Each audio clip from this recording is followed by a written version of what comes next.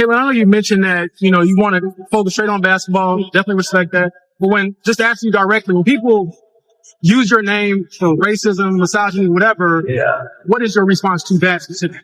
Yeah, I think it's disappointing. I think, everybody in our world, deserves the same amount of respect. The women on our league deserve the same amount of respect. So, people should not be using my name to push those agendas. It's disappointing. It's not acceptable. But yeah, I mean, this league is a league I grew up admiring and wanting to be a part of. Caitlin Clark is making headlines off the court too, this time with a major legal move. The WNBA star has filed a lawsuit against an ESPN reporter, accusing them of launching a targeted smear campaign meant to damage her reputation. According to Clark, the reporter deliberately twisted her words to push a harmful and false narrative, that she's a privileged white athlete taking advantage of racial tensions. She says these claims aren't just untrue, they're deeply damaging. Go to work on Stolke. Reese flips it up and in. Oh, she draws a cut. Clark, step back. It's a three. Offensive rebound. Put back. Reese in the lane. There's an option and one. 6 on this. The sports world is in shock. Fans are outraged, and ESPN is now under pressure to respond. This isn't just another viral controversy, it's a serious showdown over truth, influence, and who gets to shape the conversation in women's sports. I knew that it hurts the game more if they had given her a roster spot over someone more deserving. So go ahead and argue it. That's exactly what I'm saying, because I think it makes a mockery of the women's game. If the focus on, now we just have to have people because of marketing and their attention, and they're not as talented, we're not putting the best team out there. What did you just say? They're not as talented. Say it again to my face. They're not as talented. Come again? They're not as talented. The controversy blew up after an ESPN segment hinted that Clark's rapid rise was linked to her being white, even suggesting she was separating herself from her black teammates to create a white savior image. Yeesh, guys. It's wild that a league would do this to the one person in their 20 plus years of existence who could actually pull them out of obscurity and into the spotlight. For the last decade, they've practically been begging for money at every turn. I do feel like the pay gap would be something that, we could just take a donation around the NBA maybe. They were so strapped for cash that Kyrie Irving had to step in and support them during the pandemic. Now, given how Caitlin has been treated all year, the constant abuse she's faced both on. The clip went viral, setting off a firestorm from both fans and critics. But Clark's legal team says this is more than just bad journalism. They're accusing the reporter of intentionally editing the footage to push a divisive, misleading story. Clark goes behind her back. Oh my goodness. And Now, with subpoenas being issued and ESPN's legal team scrambling, this case could change the way athletes are covered in the media. The real question isn't just whether Clark wins, it's whether one of the biggest names in sports media can weather the storm. Woman who has captivated the entire globe. Sells out arenas everywhere she goes. Now she's a member of the Indiana Fever. Ladies and gentlemen, Caitlin Clark.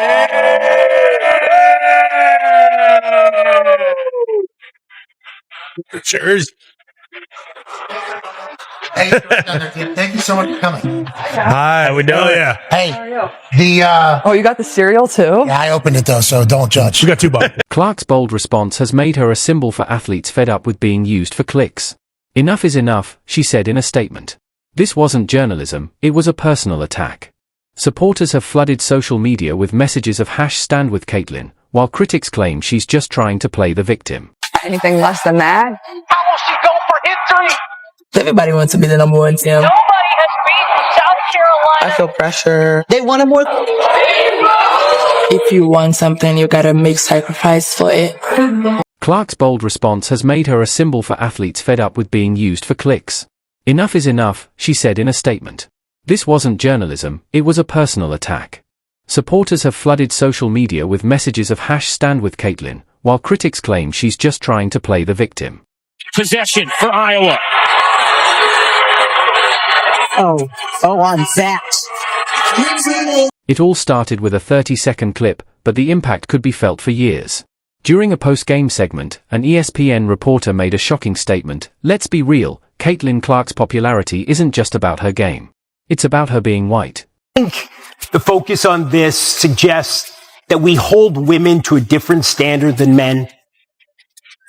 Yeah, I mean, I think men have always had trash talk. That's what it's been. And I think more and more people, as they turn on the game, they're appreciating. The segment edited her interviews with unsettling music, implying she was using racial bias to overshadow her black teammates. Within hours, the video went viral, with hashtags like Clark is overrated and #WNBA white privilege trending. But Clark's team argues that the commentary wasn't just careless, it was deliberately malicious. Now they see the turnover. Clark behind the back, and then Zandalicini grabbed it.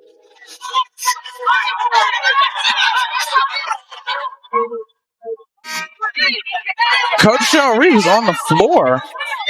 And Xander was... And they are going to the monitor. Insiders have revealed that the clip was heavily edited, leaving out key context.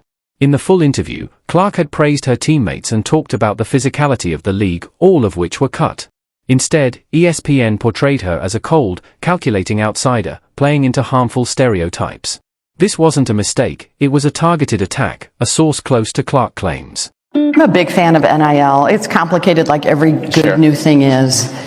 So much of that was happening anyway without really protecting the players and their opportunity. But my favorite part, Larry, is the women who are coming out with these NIL deals, and they are significant and they're deserved. They deserve them. They're coming out now of college as business women. So some of our rookies, not just Caitlin, the rookies go to the league, they get drafted, the league puts contracts in front of them. You've probably heard this story, Sheila. The players. Legal experts say that if the claims are proven, ESPN could face more than just a lawsuit, it could spark a full-blown credibility crisis. The timing is particularly tough for Clark, who was already dealing with accusations of stat padding and flopping from rival fans. Now, she's not just defending her reputation, she's fighting for her legacy. They see the turnover. Clark behind the back, and then Zandalicini grabbed it. Well, something to the officials here. Zandalicini holding her face. The backlash was swift. Former players, analysts, and even rival coaches slammed ESPN for irresponsible reporting. "Since when do we judge athletes by their race instead of their stats?" tweeted Hall of Famer Cheryl Swoops. What does this moment say about basketball, and what does it say about the way the public is embracing the male and the female athlete? You are looking at basketball at such a high level right now. There's so many eyes, especially on the game of women's basketball. It continues to elevate. And so Caitlin's having a really special season, a really special career with basketball. And it's great to appreciate that. You look at it. Meanwhile, Clark's teammates stood by her, calling the narrative disgusting and divisive. But the damage had already been done. Sponsors became cautious, trolls piled on, and Clark, who had stayed silent during previous controversies, finally spoke out. Her lawsuit isn't just about clearing her name, it's about holding the media responsible. Or is that stuff that you just create the new market? Yeah, I mean, it's not like there's not an established playbook, and I am very lucky to be working with Alan Zucker, who's like probably one of the most iconic and prolific marketing agents in the history of sports. Clark's legal team didn't just file a lawsuit, they declared war. The 50-page complaint accuses ESPN of defamation, intentional infliction of emotional distress, and even civil rights violations. And the most damaging part? Oh, Caitlin goes down and is grabbing at her left ankle. Oh no. Clark, as the whistle blows, and Clark seeming after going down. The lawsuit also includes evidence that ESPN producers discussed playing up the racial angle to boost ratings. If true, this isn't just a scandal, it's proof of systemic manipulation. They turned her into a villain to sell ads. Now, they'll answer for it, Clark's attorney said angrily. Famous sportsmen and women. To get the ball rolling, and this is for each of you. All right. Okay. Hannah. What was the most important sports story of the year? Okay, ladies first, right? So I'm going to talk about the ladies, and I'm going to talk about the proliferation of women's sports and that much debated and discussed term, the Caitlin Clark effect, which is really an umbrella term for everything that happened in sports because it was so much more far-reaching, right? So the stage that was set, the kindling that was there from years of great college basketball and 25 years of the WNBA was lit aflame when legal experts say Clark's case rests on two major claims. First, that ESPN knowingly twisted the facts, and second, that the network has a history of targeting high-profile female athletes. Subpoenas have already been issued for internal emails and unreleased footage. If Clark's team finds a smoking gun, like producers admitting to sensationalism, it could severely damage ESPN's reputation. Meanwhile, the reporter at the heart of the controversy has gone quiet, sparking rumors they've been suspended. But there's a broader issue here that can't be escaped, and that is this. She is a white young lady, and she's been a magnet in a way that has benefited the league in ways that others have not. The stakes couldn't be higher. A win for Clark could force networks to adopt stricter editorial standards, while a loss might encourage more clickbait journalism. This case isn't just about Caitlin, it's about every athlete who's been misrepresented for profit, says media ethicist Dr. Layla Rodriguez. On the day my older brother learned to ride his bike with no training wheels, I did too, because I was so mad that he could do it, but I couldn't. As the princess. Caitlin had a small pink bike, and we really hadn't taught her how to ride the bike, but we were teaching Blake. So I got out my pink bike and I'm like, Mom, take my training wheels off. Let's go. The pedal that's up. Put your other Now, Katie, now that Blake's learned to ride, Katie's given it a shot, and she's doing quite well. Sponsors are keeping a close eye on the situation. Nike, Gatorade, and State Farm have all shown their support for Clark, but insiders say they're ready to pull ads if ESPN doesn't make things right. You have essentially become the face of not just women's basketball, but college basketball. What's it like to have that kind of spotlight on you? I think it's hard for myself to wrap my head around because I'm only 21 years old and I feel like I was just a young kid watching you or watching Diana or watching Maya Moore. Maya Moore was my favorite player growing up. She played for the Minnesota Lynx. I'm from Des Moines, Iowa. That's the closest WNBA team we had. So I vividly remember. The message is clear: manipulate narratives at your own risk.